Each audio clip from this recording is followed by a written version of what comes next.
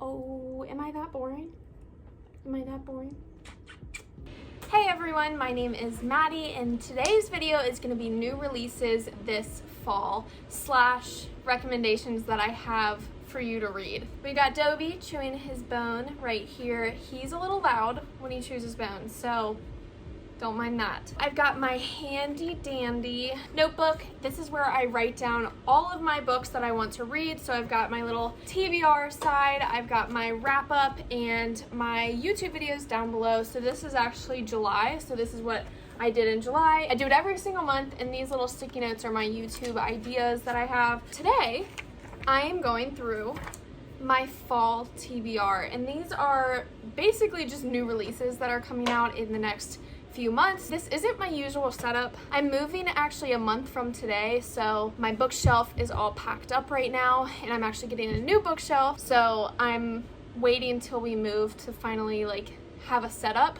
So you get my bedroom for now. And I also just want to say that these are books that I am looking forward to that are releasing, not necessarily every single book that is releasing, because then this video would be forever. These are just books that stand out to me that are coming out and I have put on my TBR. So September 7th was a really busy day for book releases. I have 3 books that I'm going to talk about that released on September 7th, 2021. Now, the first book I'm going to talk about is called The Night She Disappeared by Lisa Jewell. This is a murder mystery thriller book, and if you've been following my channel for a little bit, you know that I'm not a huge fan of murder mysteries, but I have a few Lisa Jewell books already that I've found at Goodwill thrift stores for like $2 or $3, so I've kind of gathered those. I have, I think, 3 of her books now, or 2 or 3 of her books, and this one I'm looking forward to, so I can kind of have maybe like a Lisa Jewell readathon of just me reading all of her books.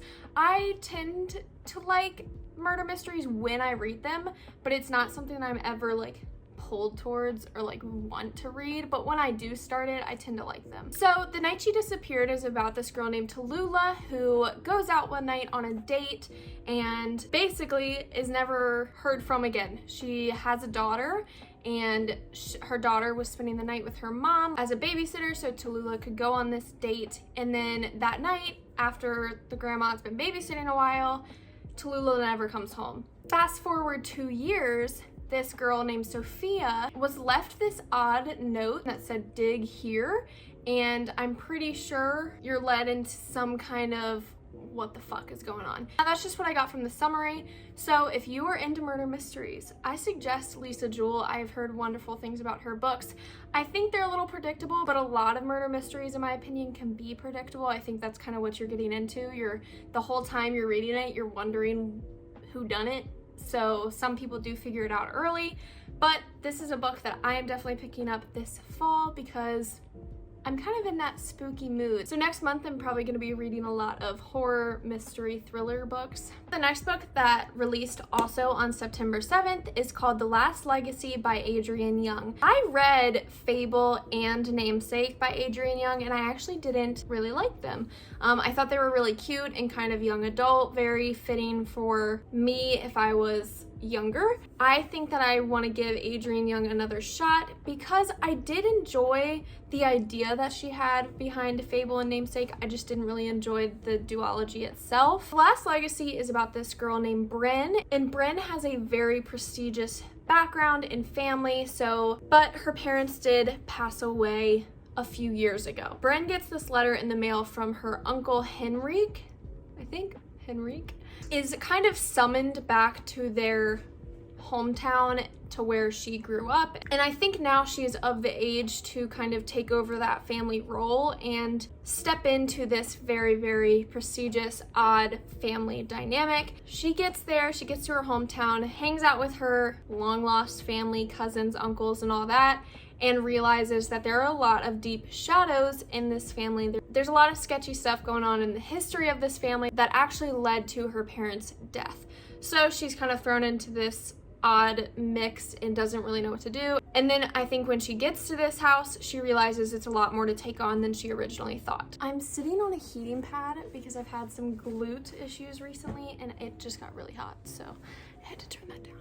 Shifting genres a little bit, I have a contemporary YA romance that I want to read that just released also on September 7th, which is called Never Saw You Coming by Erin Hahn, and I think this one is going to be super, super cute. Never Saw You Coming is about a girl named Meg and a boy named Micah, and Meg recently found out that her whole childhood was fabricated and a lie. She finds out something about her current family, and she ends up taking a big trip north to meet another side of her family. And on this trip heading north, she meets this boy named Micah, and Micah's also going through a big shift in his family life. And I think it's just a nice coming of age story, and coming of age plus a young romance, and they obviously meet and they're both going through family trauma, coming together to kind of team up, be there for each other. There's not much else to this book. I think it's just going to be a really cute coming of age romantic story. I feel like there's some deep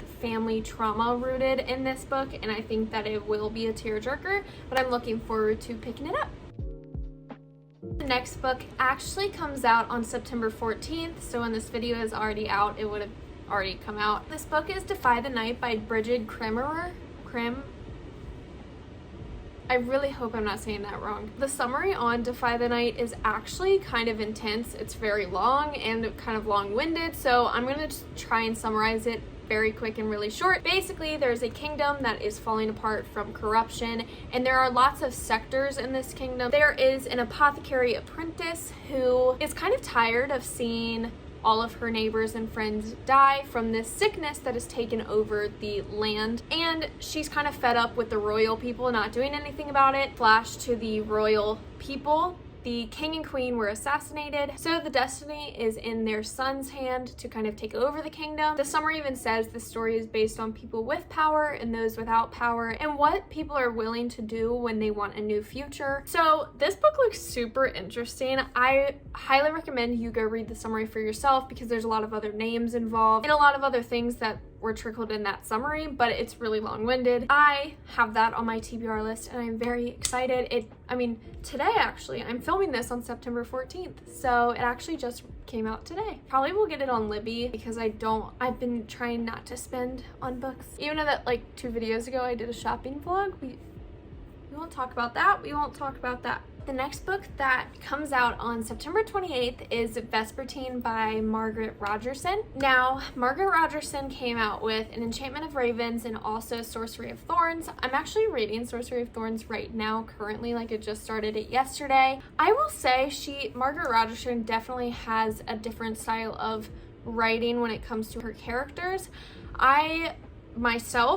I think they are beautifully written. I don't really connect a lot with the characters. I find that they are very, very unsettling. There's a kind of twisted way that Margaret Rogerson writes her characters that makes you like them at first. Besides the main character. The main character is the focal point, but all of the side characters, you kind of like them at first, and then she twists it, and there's always this big like conspiracy thing going on. I don't know. I don't know why I don't enjoy it that much, but I haven't really liked Sorcery of Thorns. I'm about 50% of the way through, and it's okay. It's not bad. I do think it's beautifully written, and that's why I keep reading it, but I'm not a huge fan of her characters, and I don't know why. Same with An Enchantment of Ravens. I thought the story was great. Loved the plot line, but the characters to me were a little weird. Again, I don't really like that creepy aspect, and there was a creepy aspect to these characters. Very unsettling, and I get that. Even in Sorcery of Thorns, I'm like, these characters are really shady. And because Vespertine is going to be a duology, I think it is. I'm pretty sure it is. I am really, really looking forward to it. So Vespertine is about this girl named Artisma, is trained as a nun to cleanse souls of the dead so they can move on and go into their afterlife. So her job is to deal with dead people all day long, and she would rather do that than work with the living, so she really, really enjoys her job. When her covenant is attacked, she awakens a spirit who is a revenant, and this revenant threatens to take her spirit and take her soul the second she drops her guard. And only a priestess who has this relic, who awakened the spirit, can defeat the attack. It's basically about a badass nun who wields magic to crush these crazy ass spirits. I'm excited for it. I think that Margaret Rogerson is an amazing author. Even though that I didn't connect with her characters in the past, I really do think that I will love this book. I love a strong heroine, and I just think that Artisma is gonna be strong as shit. The next book is A Shadow in the Ember by Jennifer L. Armentrout, and it releases on October 19th. Shadow in the Ember is about this girl named Serafina, who is the maiden of her country, and she has never been able to choose her future for herself. She's always been told what to do, when to do it, and her one job as the country's main wish is to fall in love with this one dude. And this one dude is known as the Primal of Death. Not really sure what that means. I'm guessing you would find out in the story. But there's a little twist. Serafina has this big secret. She is actually an assassin, and her one job, her one mission in life is to make the Primal of Death fall in love with her, bring him in, and then end him. So it's your typical enemies to lovers. You're watching Serafina, her one mission in life to kill this main guy. It's a romance, okay? It's a fantasy romance. I'm pretty sure we know where it's going from there. So this first book in a new series I think is gonna be great. I'm a huge fan of Jennifer's writing, and I think it's very easy to read, so I'm excited for this to come out. That book is probably my number one on my fall TBR. I know that was only 6 books, and I stopped in October because I plan to do a winter, November to like February TBR new releases.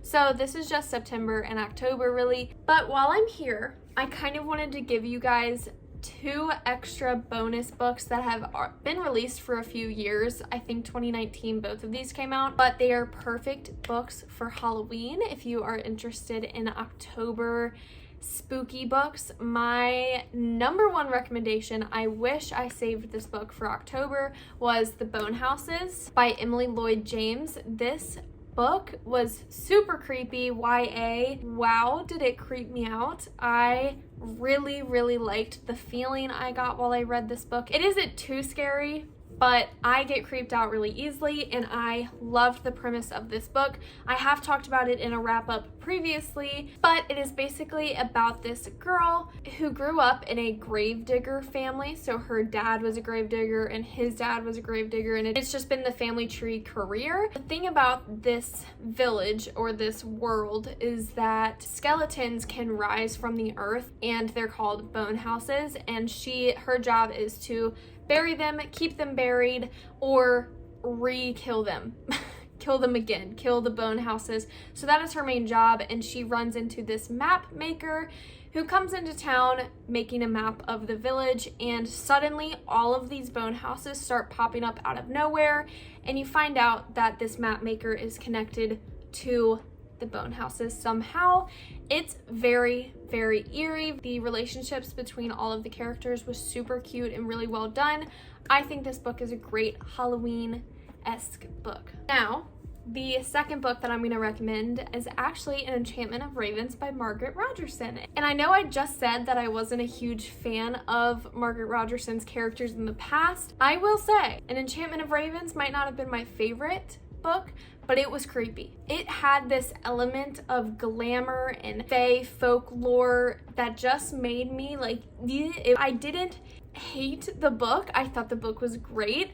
I just thought it was too unsettling in my opinion, but I think for Halloween, I should have read it in October. I should have read it the week of Halloween, and I would have loved it. I think I needed to be in the mood. I read this, I believe, back in July. I honestly think it would have changed my rating and review on this book if I had read it during the right time. But that is it for this video. I know I only said like 6 new releases, and there are so many new releases coming out this fall, so I highly recommend that you go deep diving and find some new releases that interest you. These were just the ones that have interested me in the past few weeks of doing my deep diving. All of my social media is down below, my Instagram, my Bookstagram, and my Goodreads link. You can friend me on there. You can see what I'm currently reading and what I have read. And if you stuck around this long, thank you very much, and I hope that you aren't bothered by the background of this video. I cannot wait to move. I'm very excited to get my new book set up in my little book corner. corner. So look forward to that video of me setting up my bookshelves in a month or so. That is it for this video. And in my last video, I mentioned my notebook. So if you guys are interested in seeing how I organize my notebook, because I literally write in it so much, this is my like lifesaver. I couldn't live without it. If you guys are interested in knowing more about the organization, let me know in the comments below. I think I did get 2 or 3 comments in my last video about it, but let me know, and I will see you next week.